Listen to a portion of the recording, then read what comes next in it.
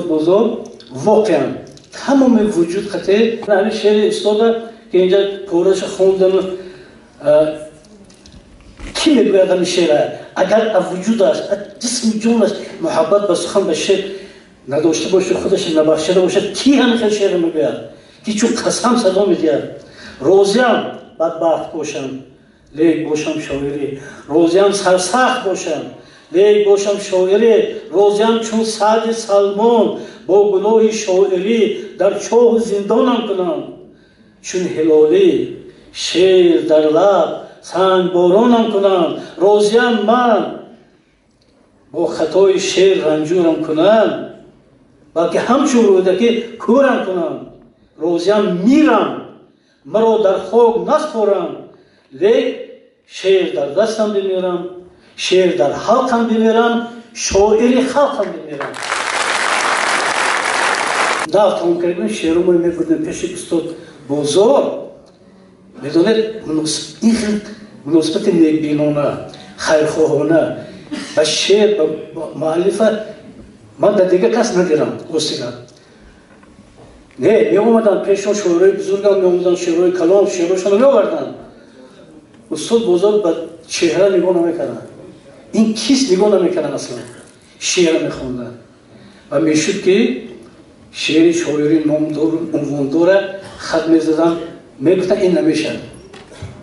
یگان وای نداشتن روی خود این خیلی نبود فقط شعر طلب میکنن شعر و شعرهای ما جوان ها اگر حس کنن که کمر استعداد میزنن من برها شاهدم که شعر مثلا شعر ما میگفتن مثل اینکه در بالای شعر خودشان کار میکنن با تمام وجود این کار کی میکنن در شعر روی خاطر گذشت من روان نمیدیدن و استاد لایق بعد از اینکه همین خیلی چیزها وقتی که ادبی ما آورد بزرگ شعر من گردون گفتن که بداهتا هم کسان گفتن که تو که در شاعری طبع نداری نمیدانی کجا شرق و جنوب است اگر بازار شعر را نگیرد برای اون سوی راه بازار خوب است تو رو زندگی سیاه‌نامه کرد کسی عبدالله دوست دوند میتونه تو رو زندگی سیاه‌نامه کرد بهار و زمستون به یک جامه کرد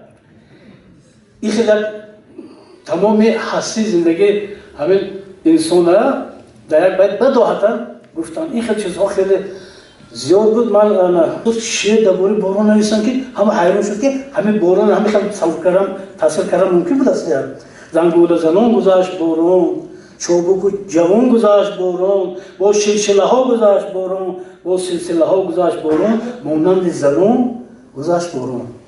ببینید همه شما یک بارتون ایراد گفته میتونید که همین باران مانند زنان نگذرد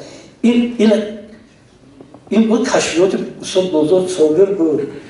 این چشمه رو نگاه کن چشم زنانه دارد با لاله‌زار گلپوش شرم زنانه دارد این بادی لرزه رو این بیدی لرزه رو بین رقص زنانه دارد و خب همینطور ببینید این تصویرها برای ادبیات ما یک چیزی نفت یک چیز تازه بودن برای همین مردم با تشنگی جوانان خصوصا همین از اینو استقبال میکردن بیهوده من دویدم دریای جو گرفته گلماهی را دیگرها از آب رو گرفته این حالی که این یک دنیا معنی دارد از آب رو گلماهی گرفتن مثلا این تصویر هم تو عادی نیست و پشت این یک معنی های اجتماعی بلند است لیکن ببینید که این چقدر مثلا نوآور بودن که پرداز فکری شاعرانه داشتن در که گوید که بیهوده من دویدم دریای جو گرفته گلماهی را دیگرها از آب رو گرفته من طغمه صدایم در پشت این دری تنگ زولوگ یعنی زولوگ یعنی طغمه صدای هیچ تصور کردن ممکن است که همین طغمه صدای آدم شعر به در آورد با این قدر معنی بر کند من طغمه صدایم در پشت این دری تنگ هر قدر می فشارم اون قدر می زنم زنگ این انسان است انسانی که همین هر قدری که فشار چند همون قدر صدا می کند یا دیگه چیز هم هزار چیز جای طغمه صدا به مانده ممکن وطن دوستی زبان مادری اون چیزایی که استاد بزرگ گفتن همش نیست پدیده‌های تازه بود. ببینید استاد باید گفتن که تاجیکستان خاک توی اون قطر مردم بردن که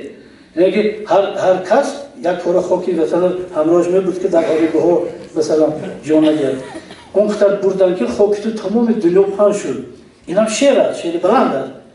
لیکن بزرگ صابر همین در همین موضوع. تو من یک گپ دیگه عجایب گفت که وقتی که من هر بار از سرحد توی برم تاجیکستان من دنبالم میتکم که گرد توی دیرو نبرم، گردت کم نشود. مقایسه کنید هر شعر بلند است. لیکن شعریت بلند است چگونه شاعر توانسته است یا بر خیلی جانبخشای سینا روی دنیا رو گرفت.